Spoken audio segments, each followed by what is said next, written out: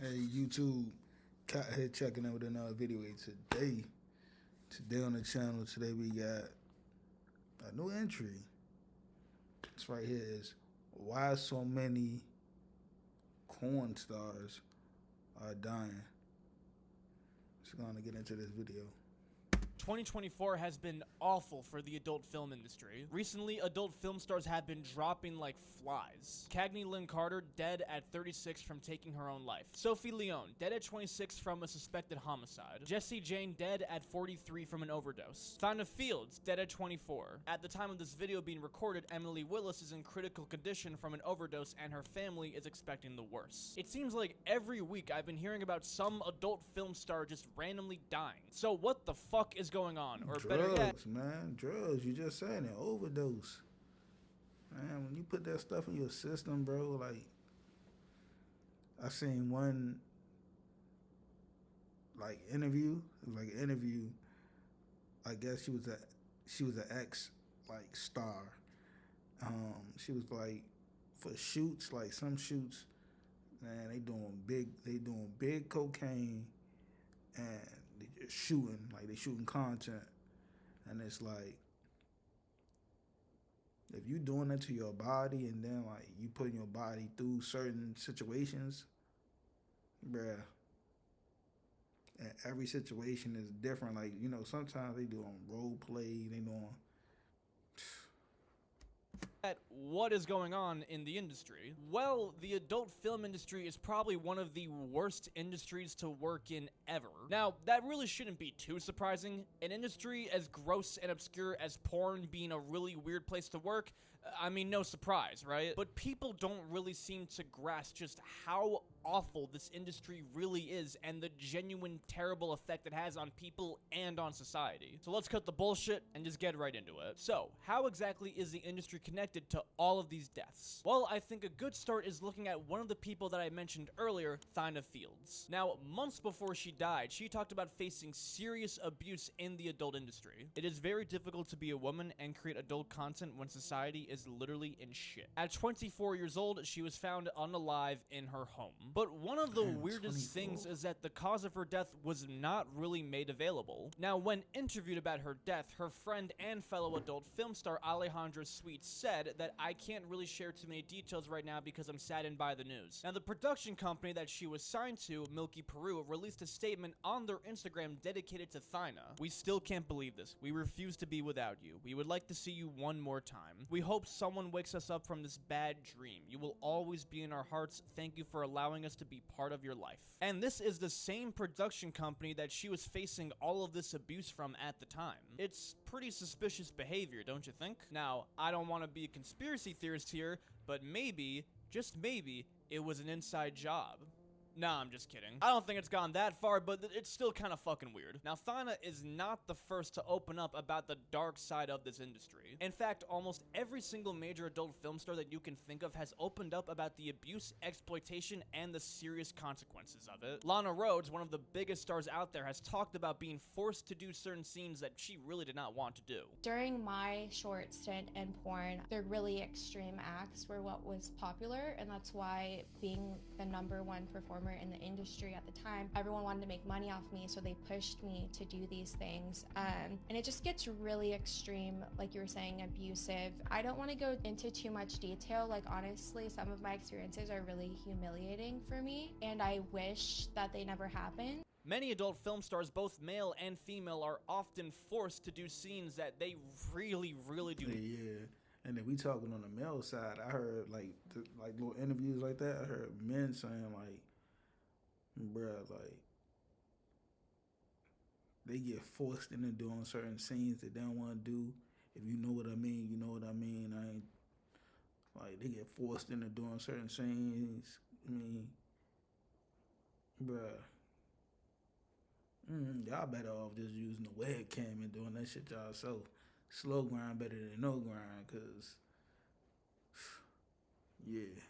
not want to perform. Now, not every job is perfect. In almost any job that you want to be successful in, you have to do things that you don't want to do. Actors often have to take roles that they don't really like that much in order to boost their career and get recognition. But if you're trying to get your foot into the adult film industry, you don't really get a say. Many scenes often require doing extremely gross and painful things in order to get the job. I'm not gonna describe any of those things, but I think you can use your imagination. Now, a lot of these girls start in the industry when they're young as 18 years old, as a matter of fact. But oftentimes, many are recruited even younger. Tracy Lords, one of the most successful actresses in her time, was only 15 years old when she started. She used a fake birth certificate and a fake driver's license to claim that she was way older than she actually was and starred in many, many movies. In the 80s, she was one of the highest paid adult film actresses at the time, earning over $1,000 per day. And this was all while she was only 16 years old. But when she turned 18, the authorities finally looked into the tip that she was actually underage, and they discovered that her credentials were completely fake.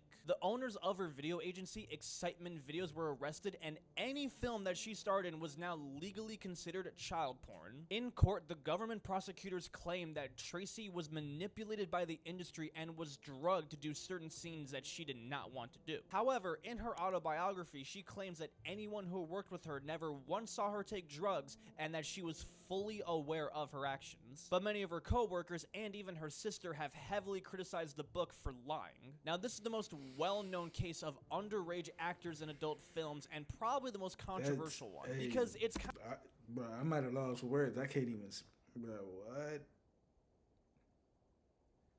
I mean, we know stories of like young people fast, like young people being fast, but dog, like 15.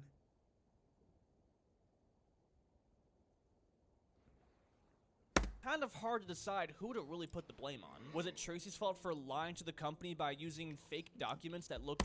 Absolutely. Absolutely. At 15, you know better.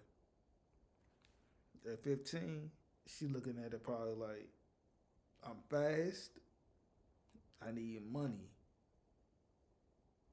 Why not? That's probably her look. I'll look on it like, hey, I need money.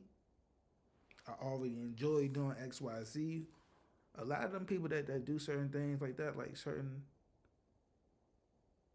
they already got the experience. They already had the experience. It could be from being forced upon or not really loving themselves, meaning any little person that give them the love and attention, they looking at it from that standpoint like, oh man, they into me and they just gonna do whatever. Real? Maybe the company genuinely did not know. Or should the movie company have done a better job at checking her background and making sure that she really was of age? Keep in mind, it was the 80s. The internet was still pretty new and wasn't very advanced. But that's not really even close to the worst of it. Because one of the worst secrets in the industry easily is the human trafficking. Now, over 4.8 million people globally are sexually exploited, and more than 20% of those people are children. And many of these people are used solely for the purpose of pornography. The #1 site where all this content has been uploaded is Pornhub, the world's biggest porn site, the site that both you and me have been on before. And if you genuinely have the balls to say that you've never been on it, you're a goddamn liar. In December 2018, a 15-year-old girl randomly went missing after she left her home. The mom did find her daughter 10 months later, but she didn't find her through the authorities. She found her on Pornhub, where she was featured in over 50 videos. Dawn Gianni, a substitute teacher, was arrested after she posted videos of her assaulting her 14-year-old family member on the website. And the only reason the authorities knew about it was because one of her classmates saw the video online and reported it. Rose Kalemba was 14 years old when she was kidnapped by 2 men and R-worded for 12 hours straight. They uploaded the footage to the hub, and several months later, students at her school were sharing the link on MySpace and tagging her. Several versions of this video were uploaded to the site, with one of them having over 400,000 views. Now, over the course of 6 months, she reached out to Pornhub and explained multiple times that she was a minor and that this was assault, and begged them to take the video down, but never got a response. Until finally, she created a new email posing as a lawyer and demanded they take the video down or legal action would occur. And there are many, and I mean many stories just like this. These are only a few. However, one of the most infamous situations that brought attention to this issue was one of Pornhub's partner channels, Girls Do Porn. The website's founder, Michael Pratt, created multiple fake modeling websites and invited women to apply for a modeling gig. He posted ads for these on Craigslist and specifically targeted college towns and wanted women who were 18 to 21 years old. Once the women applied, he then told them that the job they actually applied for was for porn and not modeling. Because, you know, you can't really recruit porn stars through Craigslist. At least I don't think so. Now, these girls were initially offered $2 to $6 grand for 30 minutes of shooting. Now, many of the girls, predictably, were hesitant to actually sign the contract and take the gig, even though it was good money for what seemed like very little labor. So Michael tried to manipulate the women and get them to sign contracts in very shady and straight up illegal ways. He hired reference girls, and their job was to earn the women's trust and try and deceive them into signing the contract by lying to them and withholding certain information. For every contract that these reference girls got signed, they earned $25 to $200. And Michael had these contracts written in a very, very complicated way to make them as confusing as possible. These contracts never once mentioned the website name Girls Do Porn and never mentioned the fact that they would be uploaded to the website, even though they were. To really try and push the girls to sign the contracts, they would get them extremely drunk or even get them to take hard drugs, sometimes against their will. And they also didn't let any of the girls keep any of the contracts. After the girls signed, they immediately got them to work. Instead of the initial filming for 30 minutes like they were promised, shooting lasted for a whole 9 hours straight. And the content that the girls were filming was so violent and rough that some of them started bleeding down there. The girls were often refused breaks, and the company employees even tried to get the girls to have sex with them, even though that is not part of the business. An employee even forced one of the girls to have sex with him at gunpoint. And even after all of that, more than half of the girls only received a fraction of the money that they were promised. They made up complete BS excuses to try and hog them out of the cash, like, oh, you look too old, oh, you don't look like your picture, oh, your acting wasn't good enough.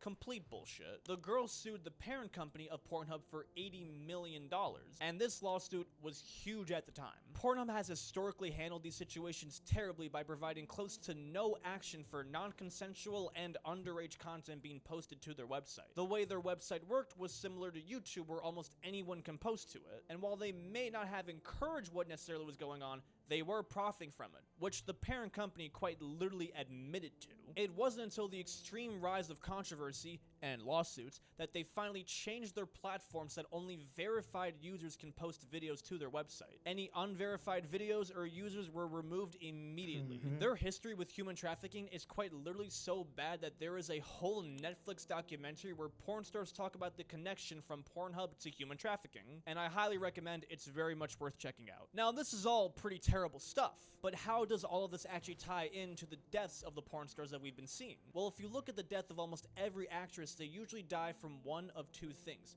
drugs or taking their own life. There is a very high correlation of people who are sexually traumatized and abusing drugs and alcohol and self-harm. From a UCLA study, more than 50% of porn stars reported using marijuana, 1 in 5 reported using cocaine, and 1 in 5 reported using ecstasy or Xanax. And 1/3 also said that they used hard drugs sometime within the last 3 months. And all of this is self-reported data, so those could be a lot higher stats. Many of these women are using drugs or self-harm to most likely cop with the trauma they experienced or to try and hide the shame of their career. Hence why we see so many overdoses and people taking their life. Riley Reid, one of the biggest names in the industry, talked about how her career basically completely ruined her personal life. I've lost my whole family and it sucks.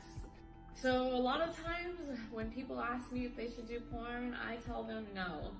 I tell them that it makes life really hard. It makes dating really hard. It makes your family life really hard. Yeah, that's another thing. Yeah, that's another thing, bro. Like, it really makes dating hard. Like, I hear stories from, like, stars. Like, they got a boyfriend. The boyfriend is super insecure. Even though they know that, like, that's their profession. They know, like, yo, this is their profession. man, they sit up there and they like try to get them to stop, like, you know, don't do it, or like, man, it just be a lot. And at the end of the day, it's like, it's a lose lose. You can be a big mega star, but you know what they say, like, at what cost? Like, if it costs your happiness, your livelihood, your sanity, all money ain't good money. And I know you might be desperate at a time, like desperation, where it's like, man, I really need money, or I really need woo woo. But it's like, is it really worth it? You know what I mean? It makes intimacy hard. You're putting yourself out there and the world is now judging you. You have to be okay with being shamed every day of your life. I don't even want to have children because I do porn, because I'm worried of the way that people will treat my child. With me personally, my mom was supportive in the beginning. She kind of just let me do whatever, that I think it was a good thing. I had a lot of freedom. As time progressed and I became successful, I started to feel like my mom was using me so that she could live a more luxurious lifestyle. When I started to set like these boundaries, not giving her money or things like that, it made our relationship a bit more difficult and almost toxic. And so it sucks. I don't have a mom anymore. I don't talk to her. I miss having a mom. I feel like you can't rewind and you can't go back. I don't have that relationship with her anymore. I don't ever think I will. And that bums me out. Bums me out a lot. I talked to my dad and he struggles with my job being in the industry. He's also religious. Recently I wanted to go visit him and he said that I can't go visit because his wife, my stepmom, doesn't want me there. I'm not allowed to go visit my dad anymore because my stepmom doesn't like that I do porn. But then he told me that when I was like, can we like go get coffee and like we could go like get breakfast, and he's like, I don't want to be seen in public with you. And that just hurt. Yeah, hey, nah, that's crazy. I mean, I get where he coming, like, bro, cause you gotta realize, like, she one of the top ones. Like, I don't even think you gotta be top, like, bruh. Once your face is out there, bro, and people know it's you.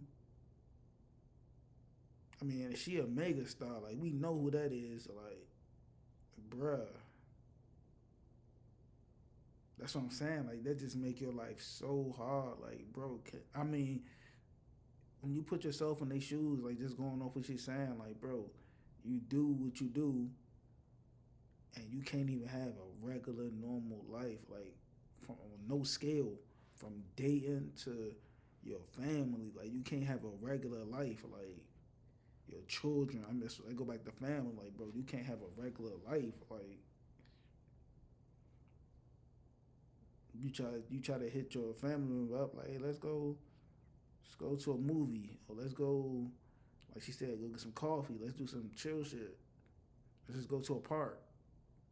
Motherfucker in their head, like, bro, I can't even be seen with you because your profession.